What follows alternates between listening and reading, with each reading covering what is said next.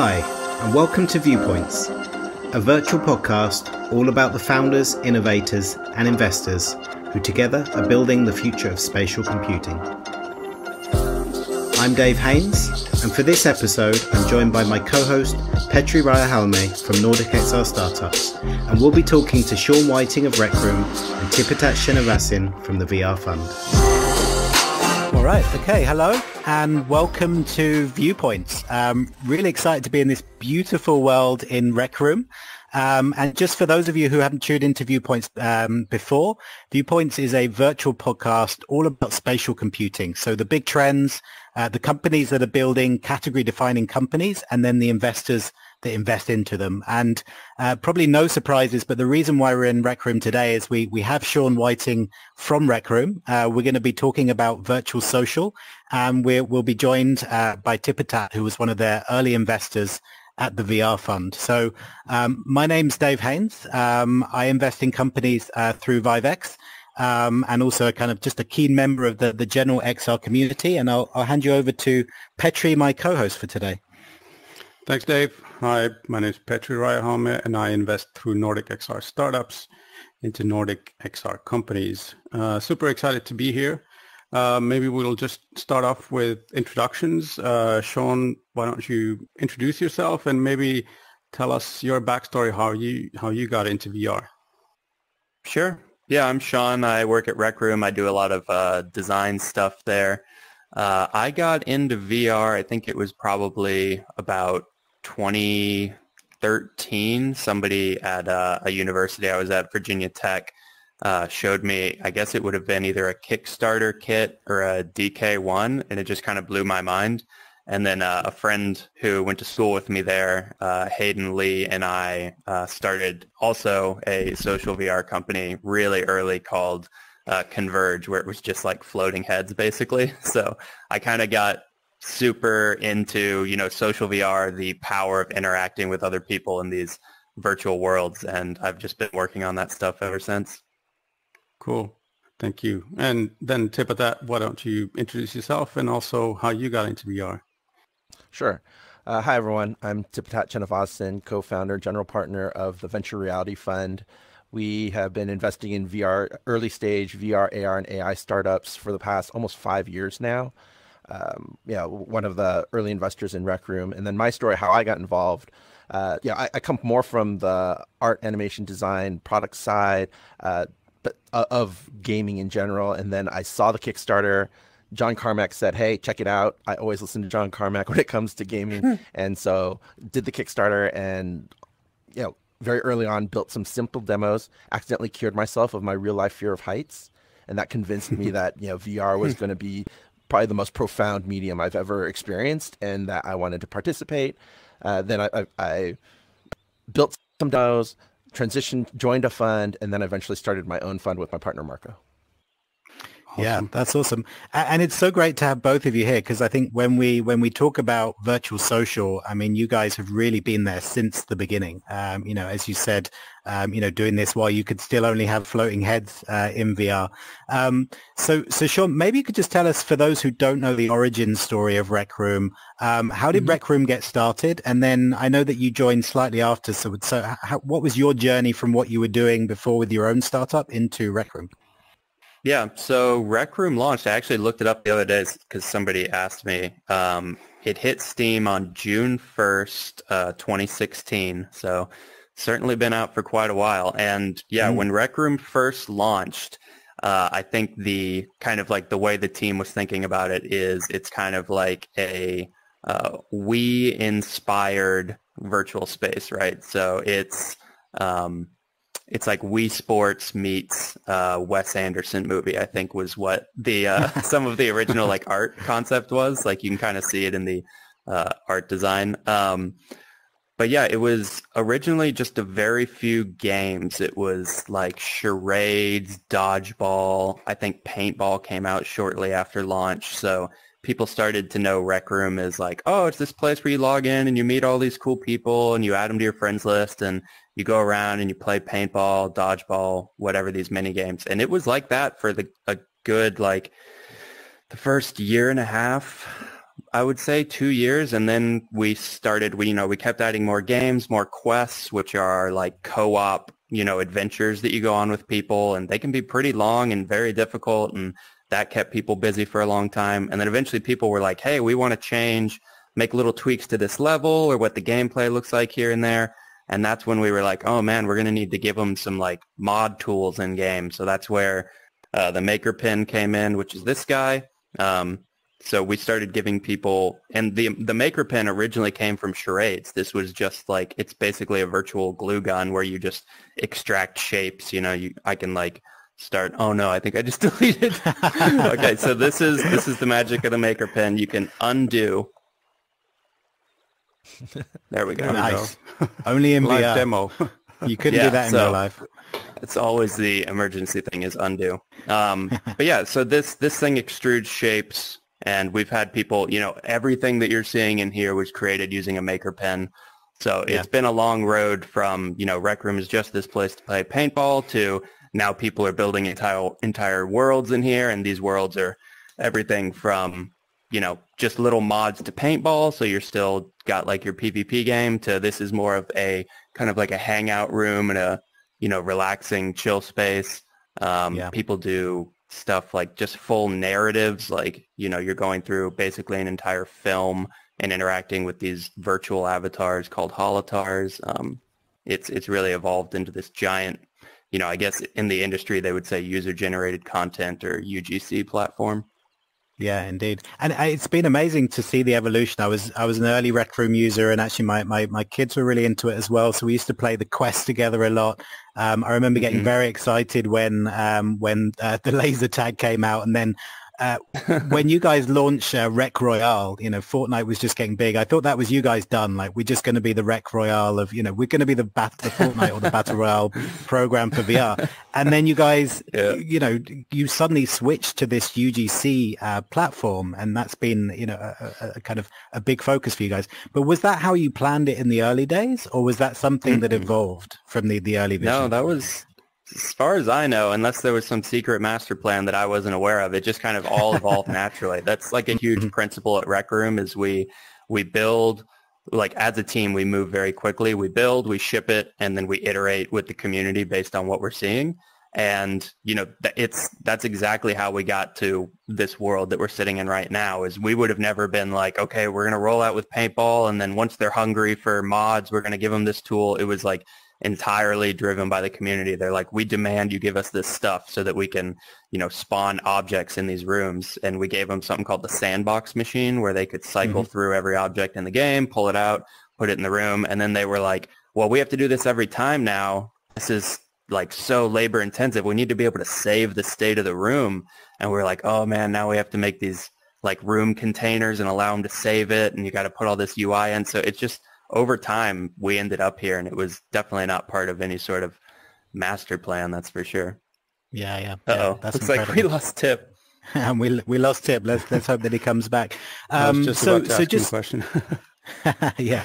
Well, just maybe sticking on the history of the platform, another kind of big feature has also been your move from, you actually started out, as far as I know, as a kind of a VR only game. So at what point did you decide, well, actually, let's move off platforms? And again, was that part of the plan? Yeah. So I don't know if really early on it was part of the plan, but it quickly became clear to us that we wanted to be more places, certainly for VR, right? We were like, oh, PlayStation VR, it looks like there's a big audience there. Let's go over to, PlayStation. So we moved on to PSVR. And then eventually this is also just something the community, told us they wanted. They were like, hey, my headset's broken, or I've got a friend over and I've only got one headset. I'd love to be able to have him play on my other PS4 or my other PC or laptop. So we started rolling out screen mode, which was, you can play on Steam with a screen. You can play on your PS4 with a screen. And that was, there was a little bit of adjustment for the community there because they really like the VR only thing, and it took them a while to adjust. But I think most people saw the benefits pretty quickly. They were like, oh, all my friends that aren't VR enthusiasts yet can come in and I can show them the world I built and that sort of thing. And now we're at the point where that's, we're on iPhone and iPad.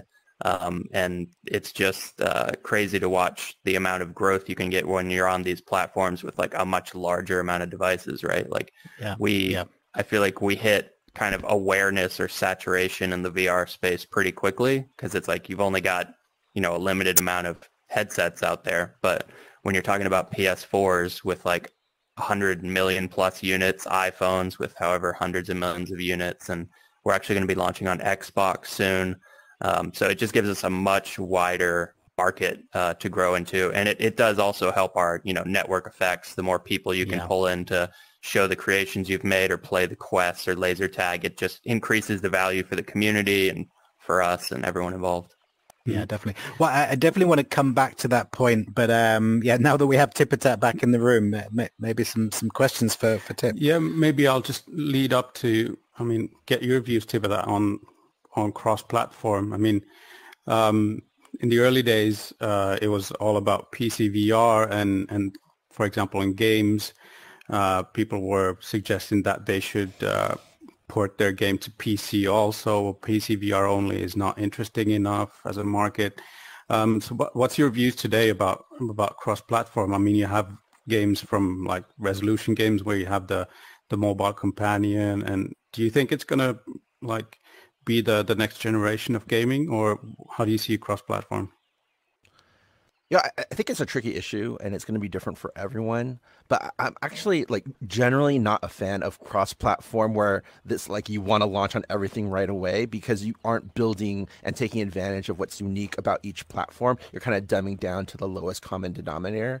And so what I think, like what Rec Room did right was, they started with VR, they really built a core identity, a core value, and like found the fun, found like, what was really compelling about the product. And then they went to the other platforms once they've already kind of built a brand, built,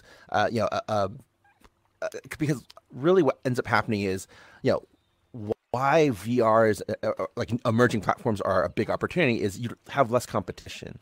On mature platforms like iOS or PlayStation, more users, but also a lot more competition, right? And so trying to figure out, okay, how do you stand out when, there's Niantics and, Zyngas and Supercells out there that have so much more money to throw at, not just production, but marketing.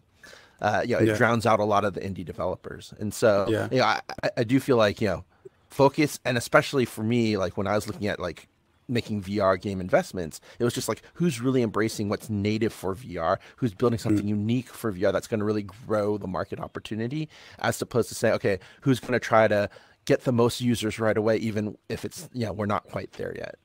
Yeah. And maybe backtracking a little bit, what got you excited about, you're early investors in Rec Room. So what got you excited? Back in the day, it was what we just discussed. It was paintball and the Quest. And did you already foresee where it could go, or what got you excited? Sure. I think a lot of it was when you meet the founders like Nick and Cam, like especially Nick has this like, and what China kind of alluded to too, is a very lean startup mentality where they're like, okay, you know what, like they actually come from Microsoft working on initial HoloLens projects, and they built some of the best HoloLens games, right? And what they were thinking was, so okay, it's interesting to play with other people and to have this interaction with other people in XR, but HoloLens was going to be far out, Rift and VR was going to be much sooner, so let's just do stuff there. And in 4 months, they built, or 3 or 4 months, they built the initial Rec Room, which launched with like about 4 games, and it was frisbee golf in particular that really impressed me, that like how the physics worked and how you could throw a frisbee and someone else could catch it. Like it just felt so nice, and that they'd built all of this so quickly, and their philosophy was, look, we want to get this out there, see what sticks. We're going to add new games, add new experiments to really kind of understand the interaction that people want to do in a social VR setting. And that was really exciting because, I think at the time, a lot of people were building, what they thought were like metaverses were similar to like Second Life, like, a place where you can meet other people and kind of chat and hang out. But we felt like our thesis for social VR was just like in real life. You need icebreakers. You need activities that bring people together and lets them participate and socialize. And that, just meeting up and talking wasn't compelling enough because, again, we can already do that regularly on the internet, right? Like we can meet with strangers and having your hands to wave, it's nice, but it's not the killer. But now when we have to be physical with one another and the environment, it becomes way more compelling. And so that was really kind of what drove us. And honestly, too, like when I first played the demo, I was like, okay, the avatar, it's cute, it's cartoony. I'm curious to see how they respond. And so we actually, they launched. So they built something, they put it in Steam, and then they launched. And then within like 2 months, maybe even just 1 month, we just saw like the user data just, skyrocketed. It was top of the charts. There's tons of people in there. And you're like, okay, these guys are really on to something. And that further, gave us that confidence that these guys were doing the right thing. Yeah, and it's a really interesting point about social generally. Like usually on these big social platforms, there's some kind of hook, right? I mean, even if you go back to the kind of the web days, you look at all the social platforms you had, Flickr, it was a community, but it was a community based around, the social object was a photo, or SoundCloud, it was around a piece of audio, or, like you're kind of typically turning up to that and there's one kind of focus. And I think what Rec Room has done very interestingly is kind of almost had the social object is play. Like you turn up here and you socialize and you make friends and you build worlds, but it's around play. But interestingly, that definition of play has moved from just, Frisbee or paintball to, you have whole, theater performances, you have the charades, you have, I did a tour on the weekend of all these Halloween experiences. So how have you seen that evolve almost away from play, and does Rec Room evolve further away from play, or does it keep that at its core? I think it starts with the core value is either play, or if you've already got a friend who plays, it's that social connection and like, the voice chat and seeing each other. That can just be, even if it's just a hangout room like this, that provides value for people. I think for most people, though, it starts with play. And then what we've seen is that just expanded outward for people that want to go deeper into creation or like exploring user-generated content worlds or whatever. Some people, they log in, they have their friends, they stay in certain rooms, or they just play paintball, laser tag, whatever their thing is, and that's totally Rec Room for them, right? They're super happy. They come back retained every week. And then once they're like, okay, I've played all the Rec Room originals, now they start to get into, okay, now we've got 3 million plus rooms out here for you to really like, and there's like, tens of thousands of rooms being added every day. So there's just this ever expanding library of content. And that's where, the core is still play, but the ways in which you can expand out from that to like really go deep on a long retention experience. Oh, lost Dave. But yeah, the things that come off of the kind of like core play experience are just like incredible now. Like Dave said, there's, if you want to run a theater troupe and do theater shows for people, we've had people do that. If you want to become a creator and make a bunch of, worlds and try to get millions of people in there, and our economy features are rolling out now such that you'll be able to get a lot of tokens from that and eventually, turn those tokens into cash and be paid for the stuff you're creating. That's a route you can go. And we've seen, a lot of people start doing YouTube and Twitch content. So if you just want to explore all the worlds and, talk with friends and rate rooms and do that sort of thing, that's a way you can go. It's basically just all these different avenues that branch off of the play, I would say. Yeah. Let's talk about the monetization bit in a while, but do you use Rec Room, for example, yourself in the company for meetings, or especially now with work from home? Are you using it kind of in a professional setting as well? Yeah, so a lot of the teams within Rec Room use it every day for stand-up. So you'll have like, a team of, some of the teams are getting pretty big, like let's say 3 to 15 people come in. And then, everyone just does their stand-up. We have, whiteboards, so you can kind of lay a calendar of items out there. We also have these screens that we can bring in to present, and they'll do your desktop shared into the world for everyone. So we have teams use it for that. And then we have also done quite a few all hands meetings. So that's everyone in the company.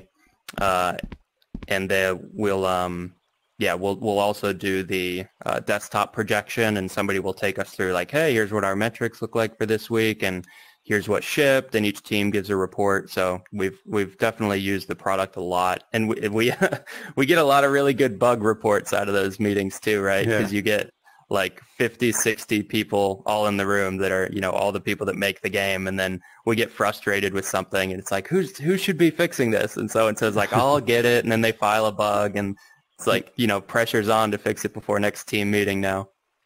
Yeah, that's awesome. And are you, Tipatat, are you using some kind of VR like Rec Room or whatever for meetings with Marco, for example, or any other colleagues?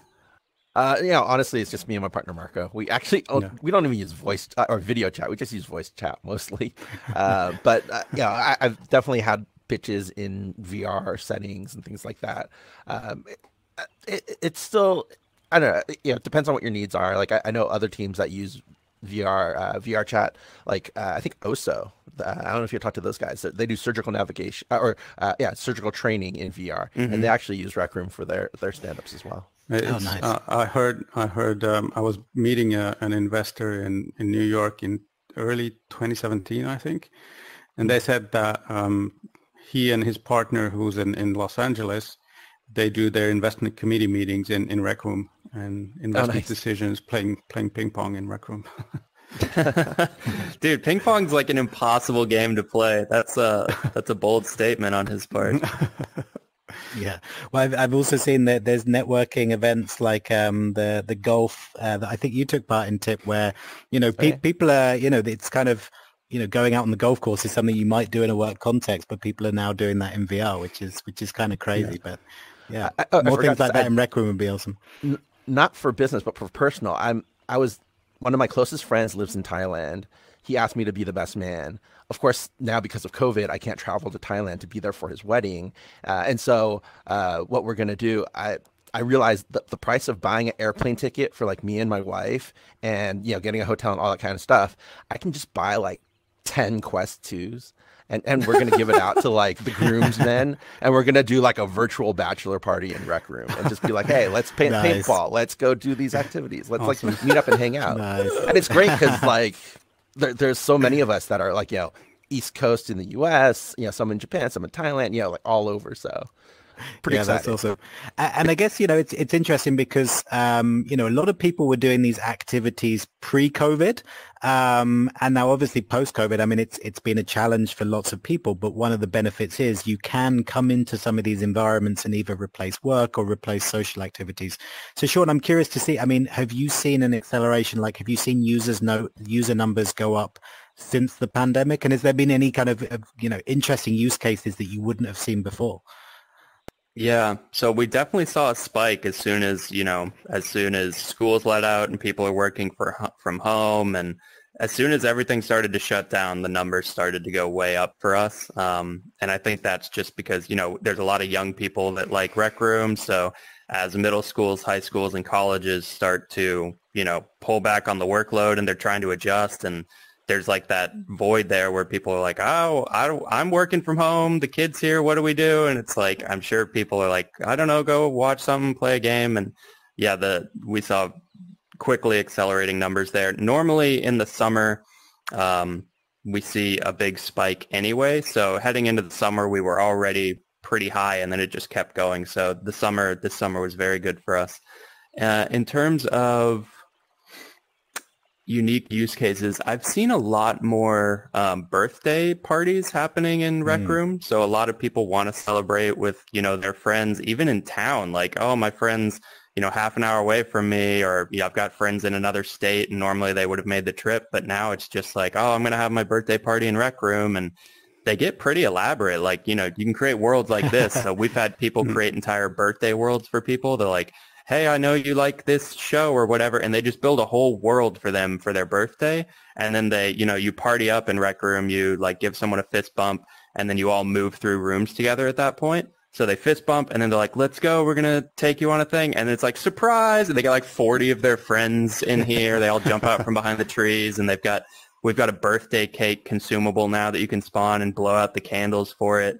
So we've seen a lot more birthday parties happening, which I think has been really cool. And then using the maker pen, people design GIFs too. Like it's called an invention. So like you can make a maker pen object and then turn it into a object, a solid object or a container called an invention. And then people will spawn that. And then you could put an animation on it, like with a gift, and they'll like grab the gift and the gift will like fade, and then the fireworks will shoot off, and then they'll have this like really well done like horse or something, and they're like, oh my God, I love it. And then they put it in their dorm room and it's like now part of their collection. So I've seen a lot of really cool stuff like that. That's amazing. Nice. So you mentioned the economics of it briefly, but so obviously that's the big question for investors also. So how do you actually make money out of it? Yeah. So in Rec Room, we have these things called Rec tokens. So you can just think of it as a Rec Room virtual currency. And people buy Rec tokens, and that's, that goes through your Oculus account, your Steam account, PlayStation Network, whatever, iOS goes through the App Store. And then you purchase those tokens, and then currently in game, you can use those tokens to buy different avatar items. Like we're all wearing different items. You've got your tie, you've got your gloves there. So people pay money for those avatar items, and every Wednesday we turn over the store with new items. We actually just had one of the best-selling items of all time last week. It was a hoodie with like a skeleton outline on it. So people get very excited for like the Halloween themed items. And it was like a glowing one, so it actually emits light, and everyone freaks out and like, oh my God. So, people go buy tokens, buy those items, show it off to their friends, wear it around, and they get a lot of value out of that. So that's where the economy started. That's how we were making money. And now we're looking for ways to expand that out to all the creators. So for the last few years, everyone's been, creating all these awesome rooms and games and experiences just for like the joy of creating and for the kind of prestige they get in the community when they put out a new map, and then everyone freaks out, and they have like, you can subscribe to creators in Rec Room. So people get an alert. They're like, oh my God, my favorite creator put out a new map. And that goes out to, maybe they've got 50,000 subscribers. And then if that person is in the room or they go to a public room, they'll just get mobbed with people. I've seen this happen. People are like, oh my God, Dave, you created that room. And they're like go insane, and they'll pull out their virtual camera and they'll want to get a selfie with you. So nice. I think that kept people going. Like that kept people creating a lot, because they love that feeling of like, people value my work. I'm creating these experiences that in some cases have like a profoundly emotional impact on people. Like there's some pretty deep, like dramatic experiences out there that are very personalized. So that kept people going for a while. But now we're like, hey, we want people, if you spent, 100 hours on this room, we want you to feel some benefit from that, not just, people telling you it's great. So that's where the token system is going to start expanding out into allowing you to put things in your room. And right now we've got a test system for this called keys. So you can charge players tokens for a key, and that key will unlock a door or unlock in like a player versus player room, like a new weapon that gives you some ability. Players are starting to put these keys in their rooms and charge for them. And some of these people are amassing huge like wealth of tokens. And then eventually we'll have a system in place so that they can turn those tokens back into, US dollars or whatever currency.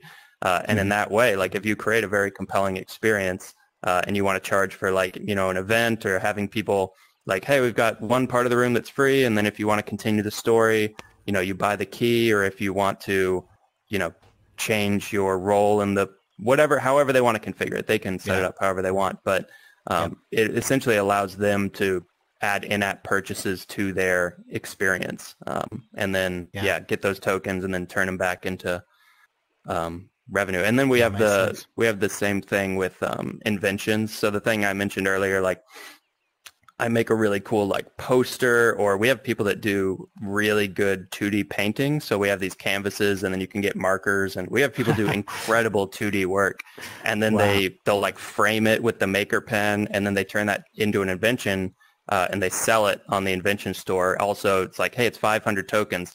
And then if you get, 2,000, 5,000 people that like that painting and buy it for 500 tokens, you're like man, you're rolling in the tokens. So yeah, that's incredible. It's so impressive them being able to like bring this creator economy in. Yeah. Just wanted to quickly follow up on that and get Tipatat's view on kind of how you look at KPIs and metrics in a very nascent industry and technology. Sure. I mean, definitely for Rec Room, start out free to play, and it's really just about the growth of the users and the retention of the users and the community.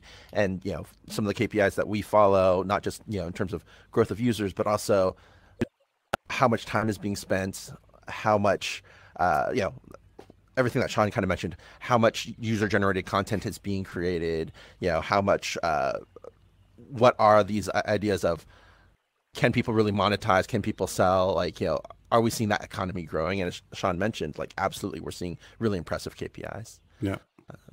But I will say for VR though, as a nascent, even as a nascent industry, we are seeing real revenue. Like for some of our non-free to play, just pay upfront games, Beat Saber, they did 20 million their first year. They did 40 million, they're over 40 million their next year. I think they're on track to be the first VR game to make over $100 million in revenue. Yeah, that's great. And it does seem to me that actually, for Rec Room and for a few other kind of social platforms, in the early days, they kind of needed to branch out to other platforms. But now there is a lot more headsets, and that number seems to be growing very quickly. Tipatat, do you think there's a kind of sustainable economy just in VR? And if so, like, what's the best, if you're a young entrepreneur thinking about starting a company, should you be going down the, charging $30 for your title, or is it more approaching it as free to play, which, I think mobile gaming is definitely, as that market has matured, it's gone towards that. How do you see that dynamic playing out? Sure. I think one of the biggest problems right now, though, too, for, is the App Store and the structure of the app stores that make it harder to do traditional free-to-play models. And so, that's, of course, changing over time, but that's a technical limitation. Now, in terms of audience size, I still think that you need a much bigger audience to make just a VR free-to-play thing work. But what we've seen is, again, just sticking with the model of create something compelling and people will pay. I think that is still great, and especially for indie teams, like, that's fantastic. And the way that I would focus most teams to say, hey, just build something. And what I really like is, again, it doesn't have to be huge. It doesn't have to be as fully featured as if you're launching a game on PlayStation or on mobile. It can be much more focused, but could still be could monetize very well. Like, again, we are seeing, I think, Oculus said Facebook said on the Oculus Quest, in about a year and a half, they saw $150 million of revenue, 35 titles made over $1 million. And these are all people that are charging upfront for their games. Most of these games had budgets of under $1 million. So, we're seeing real revenue and real profits. If we're looking at kind of the competition and the competition for those users, how do you see yourself in that landscape, Shawn? Like, obviously VR chat and what Facebook is coming out, and maybe even expand it to Roblox and like UGC from that side. Yeah.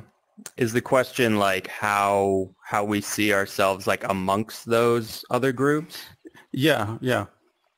Because it's I mean, you're competing for their attention. Like how do you see yourself getting them on your platform? Yeah, I think it's different for each one of those that you mentioned. I think for some of them, our platform diversity is our real strength. Like, we like to say internally that we're, like, the goal is to be radically cross-platform. Like, it shouldn't matter what device you're on. You should be able to come into Rec Room and, like, have a good time with your friends. So, moving what we had in 2016 onto, like, an iPhone is, like, insanity. It, like, took us quite a long time to nail that experience on touch. It's just a totally different platform. So that's maintaining that many platforms for like each update, and we ship every week. So that's like just a real core strength we've built into the team. And I think that's like a huge, just like a huge positive thing we have going for us against some of those other titles you mentioned.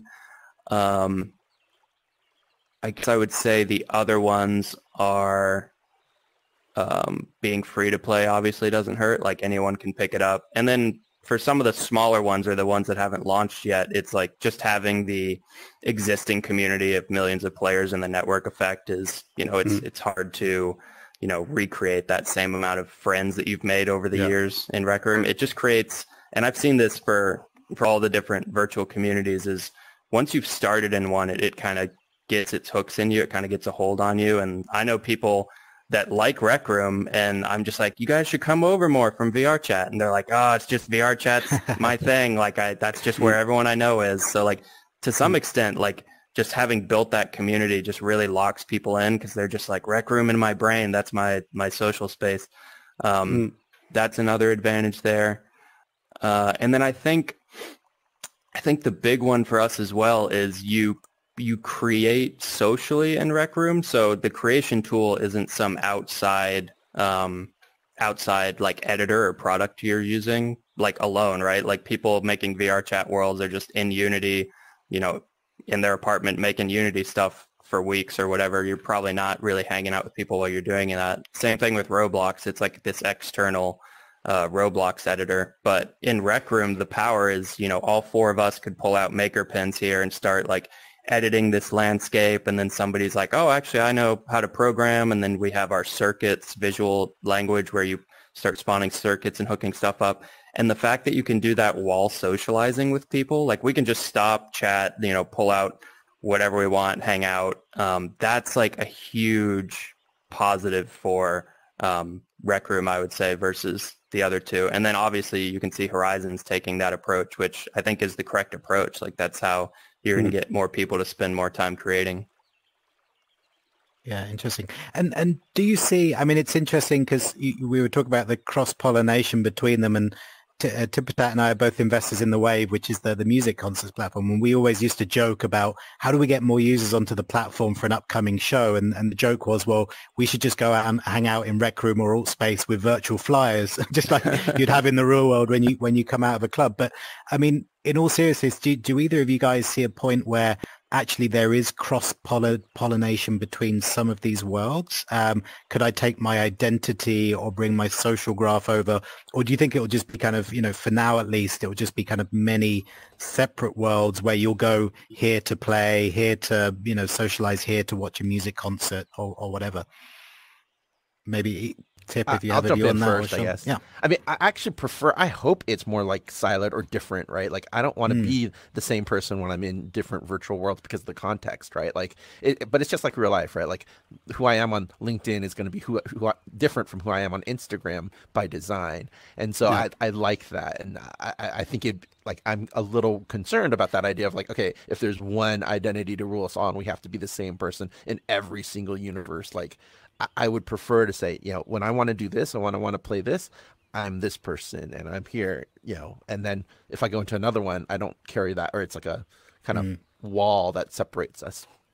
Interesting. Yeah. Interesting. That makes sense to me. I mean, there are some people that have that like notion of, oh, the metaverse, and you're just going to have one avatar and it goes everywhere across every app and you pay using the same currency and everything. And it's like, that's a nice dream, but the way I see it evolving is much more like Tip is saying, where, you're going to want to behave differently, appear differently in each of these different experiences. And I've seen that with my friends that play, Wave and Rec Room and VR Chat. They have very different like personas in each space, visually and just in terms of how they act, right? Because the code of conduct is different in each space, right? Like VR chat might be a little more lenient than we are in terms of what they're going to allow in public spaces or whatever. So it's like you might behave a little more differently over there. And it's like, some of the avatars in VR chat are just insane, and they have this whole animation system, like insane in the best way. Like I love the VR chat avatar system. It's like so much of the value of that community is just the awesome avatars. And it's like, if you tried to bring a VR chat avatar into here, if all four of us were these like, 200,000 poly VR chat things, like this whole world would probably explode, but it's like they pull it off somehow. So I kind of like that. Yeah.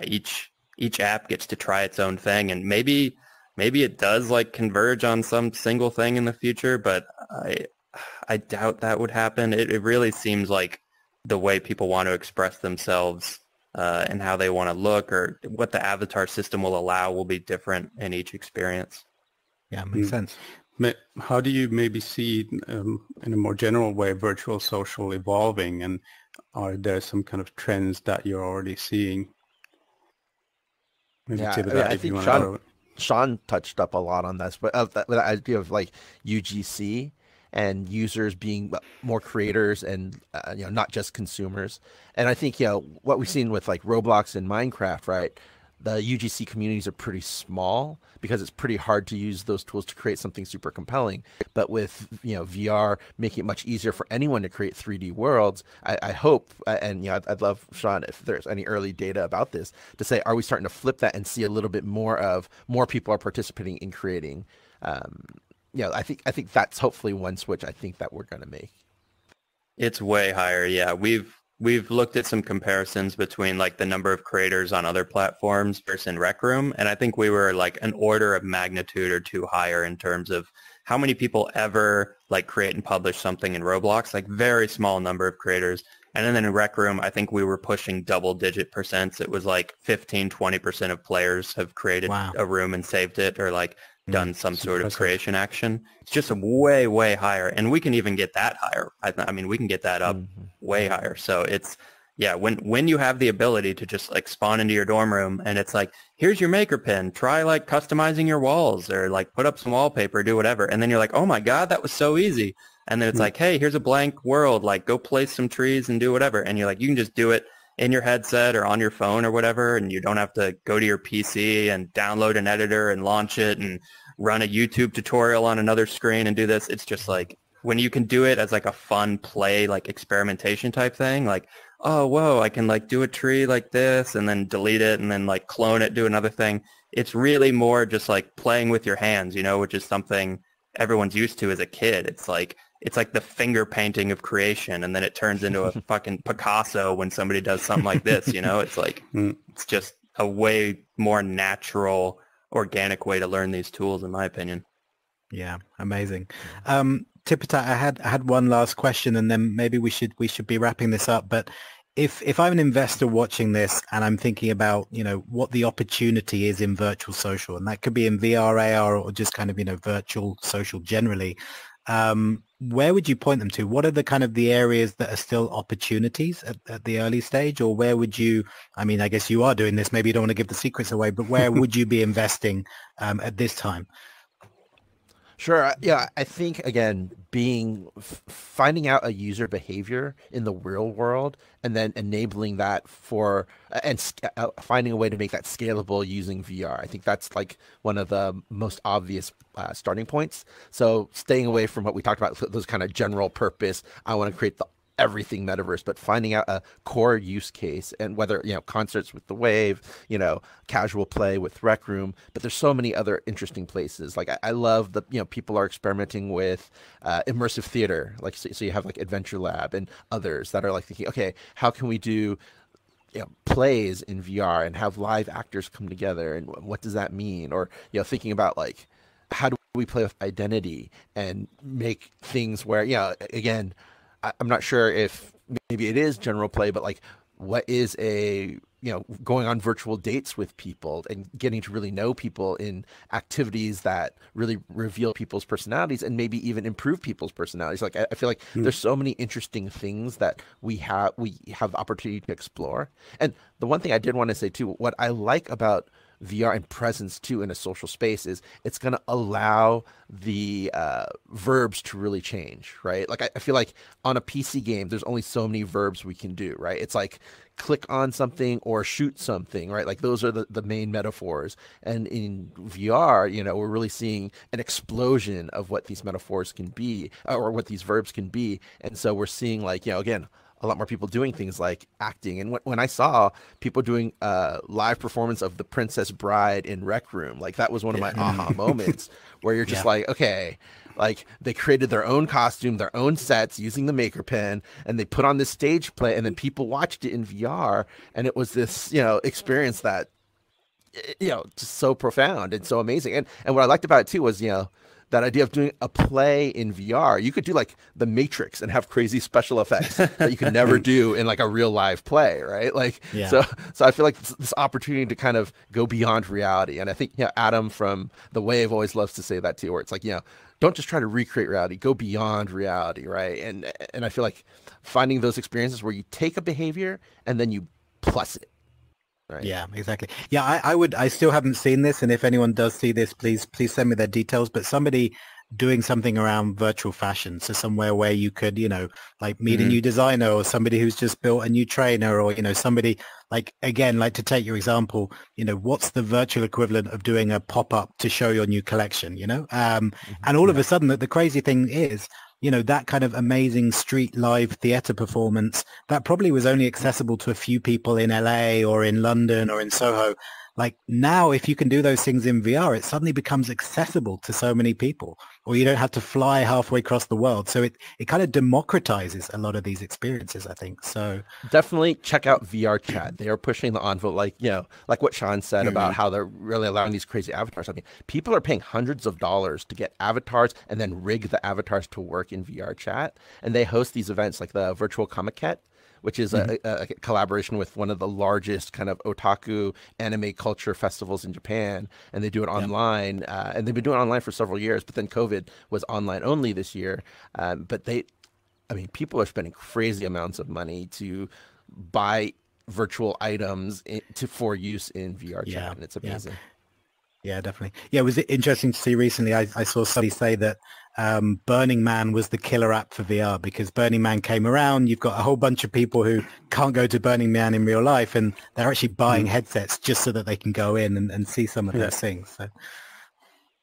So. Yeah, I will say we also have a costume system in Rec Room. So you have like this costume dummy that you spawn. So it just looks like kind of like a blank avatar, and then people just design these like really elaborate costumes or avatar items on top of it. And then you put the dummy there, you go up and you push like equip on it, and then all of that stuff goes onto you. So we've had people do full like fashion shows just doing their creation.